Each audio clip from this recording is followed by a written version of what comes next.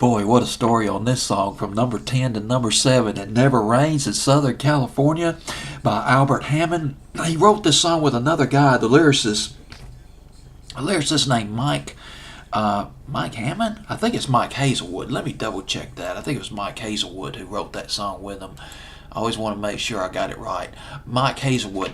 Lyricist Mike Hazelwood would also team up with Albert Hammond, and they would write the song The Air That I Breathe, which was covered by the Hollies in the summer of 1974. And also, my goodness, I wish there was somebody else in this world who's heard of this song besides me. Free Electric Band, one of the best songs ever. Albert Hammond, summer 1973.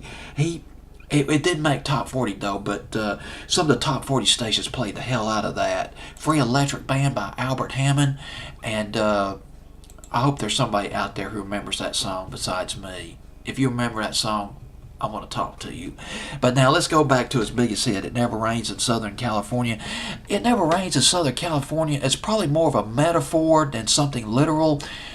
Albert Hammond was a struggling artist at one time. Albert Hammond started out in Spain. He was hungry. He had no money for food. He was begging for money, asking people for money outside the train station in Spain. And by coincidence, absolutely sheer coincidence, it's almost dumb luck or dumb misfortune, I'm not sure how to read it. His cousin, Albert Hammond's cousin, who was on a honeymoon, he saw Albert Hammond at the train station. Albert Hammond didn't know this guy was his cousin. He was hitting up on him for money. And his cousin said, "Hey, look, Albert, I'm your cousin. You should be ashamed of yourself. Look at you.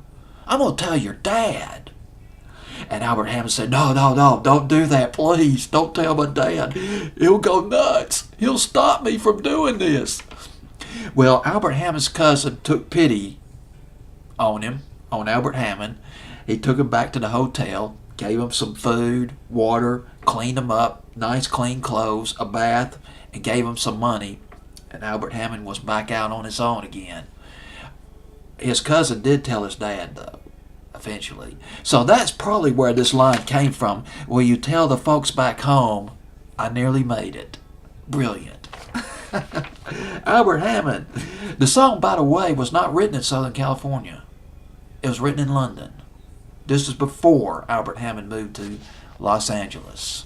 And he did make it. It Never Rains in Southern California at number 7 on WBAM survey.